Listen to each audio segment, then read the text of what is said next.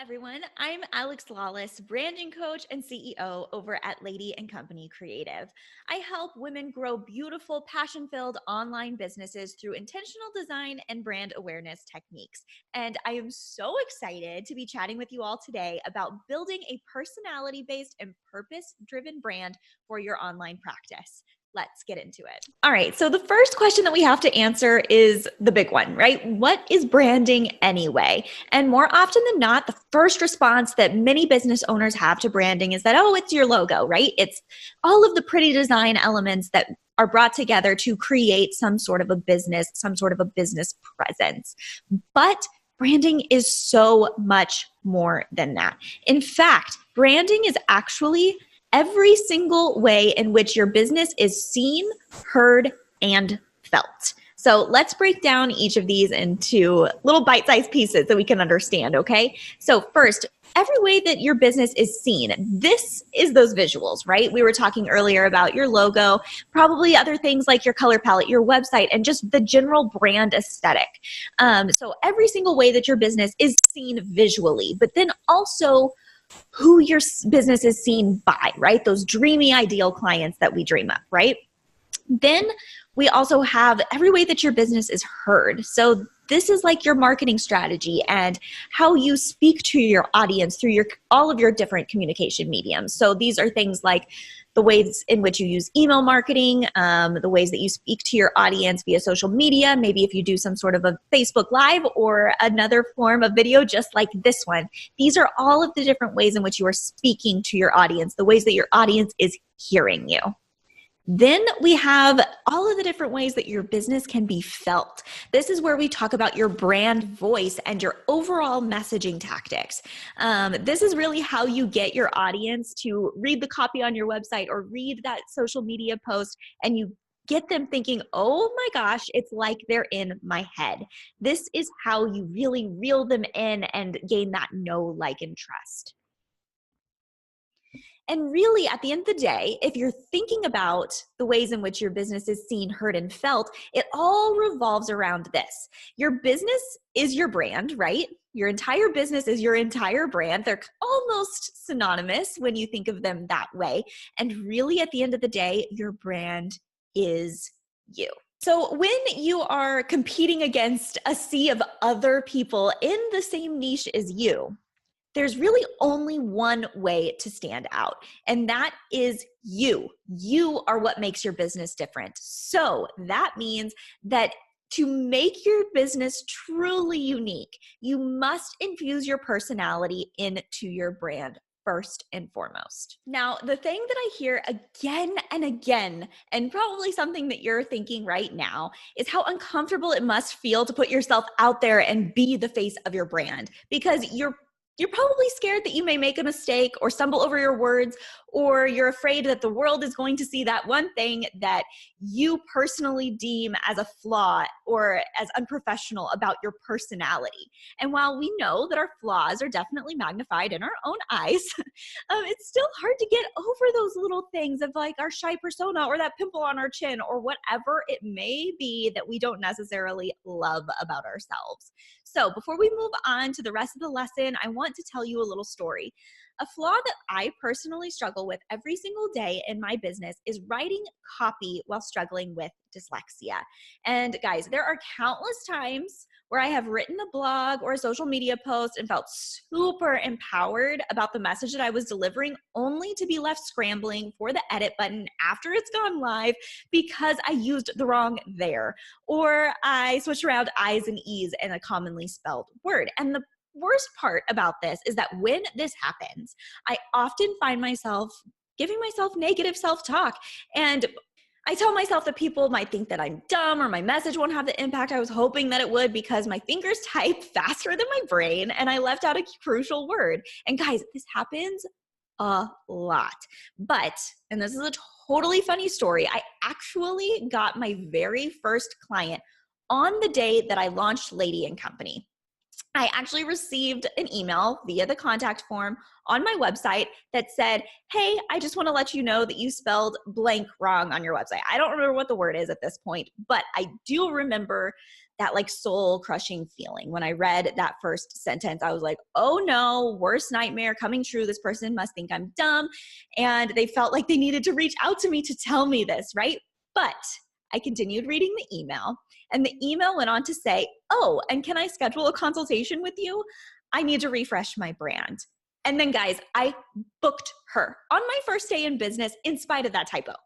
Crazy stuff. In fact, I later on found out that that typo is what drew her in to chat with me, because she knew that it was a real person behind the computer screen. She knew that this was a relatable human that she could trust because it resembled some things inside of her that she felt like she wanted to have a connection with that other person about. All right, so here is what this means for you. Your brand is you in business form, okay? It is your passions, your talents, your personality, and yes, even your flaws. Because in the online space, your flaws actually humanize you and make you more relatable and trustworthy to your ideal clients.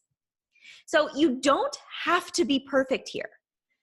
All you have to do is be intentional when you are building a brand that showcases your personality and your desire to help your clients.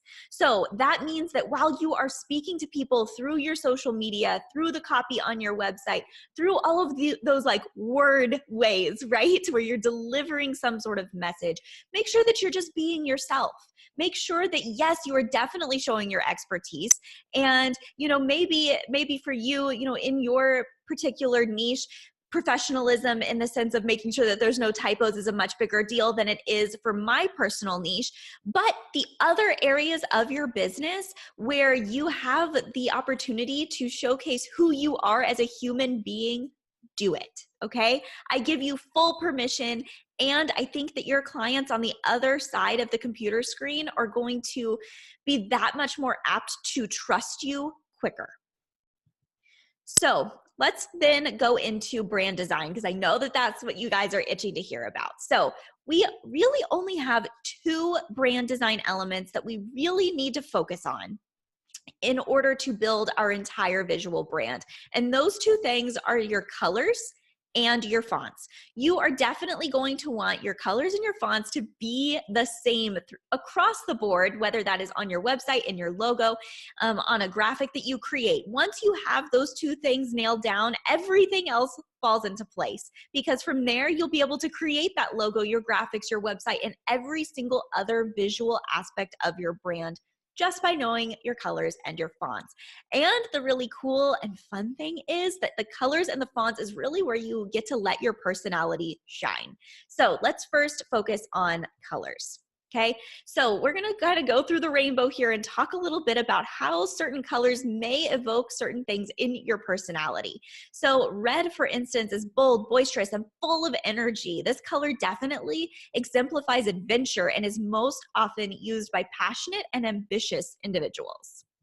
Then we have orange, which is most commonly used by extroverts, funny enough, and those who crave any sort of type of social interaction.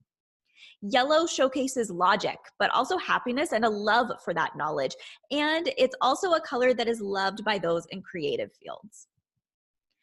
Green, a lot of caregivers tend to gravitate towards this color because it exemplifies acceptance and the need to be loved by others.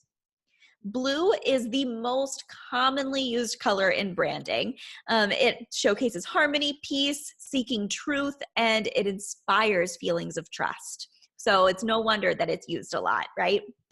Then we have purple. Individuals that treasure individuality and spirituality tend to gravitate towards this color. So a lot of humanitarians and intuitive types also like this color.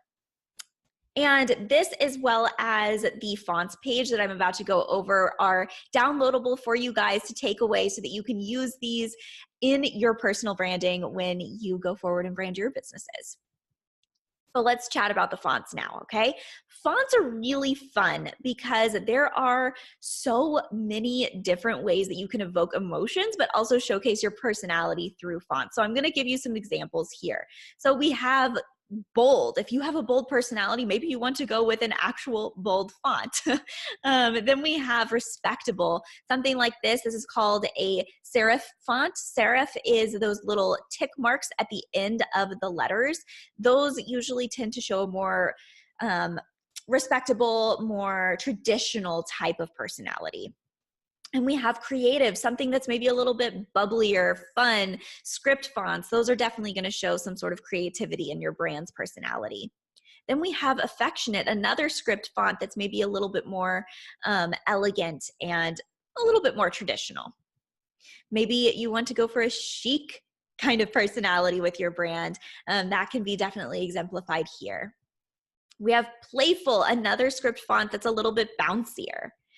We have statement. Maybe you are a big, bold statement of a human being, right? Maybe that is your personality. Maybe you want to go with something that's a little bit more unique on the statement side of fonts. Then we have modern. This is something that is a little bit more streamlined, usually the same width throughout the entire font itself, and something a little bit funky going on, like with that D there, how it doesn't have that end line, but it definitely evokes more of a modern personality. When we have progressive, this is a little bit even more modern than that modern font, right? This is maybe a little futuristic. We have objective. This is straight and to the point. And unique, another handwritten script style font that is also uniform across in sizing. Then we have authoritative. Remember, we were talking about that serif font with respectable here with those tick marks. Same thing going on with this authoritative font, but it's a little bit more intense. And then lastly, we have stylish. This is kind of like that Vogue style font that we all know and love from the Vogue magazines, but it's that kind of like chic, stylish, you know, a little bit more relatable style of font. So whatever design elements you choose though, no matter what colors, no matter what fonts, no matter what combination of colors and combination of fonts that you decide to go with, you just have to make sure that they are representative of your personality. So guys, at the end of the day, just try to remember that your personality and even those flaws can actually be your biggest superpower. And by showcasing your personality, you're actually opening the doors to being set apart from your competition, humanizing your brand and cultivating likability, and drawing in more of those maybe like-minded clients that will trust you and your process just by simply putting your own personality out there. So guys, I had such a fabulous time chatting with you guys today, all about building a purpose-driven and personality-based brand. If you would like to get more in touch with me, you can head over to ladyandcompany.com and we can hang out there. Thank you so much for joining me today. Have a great time. Bye-bye.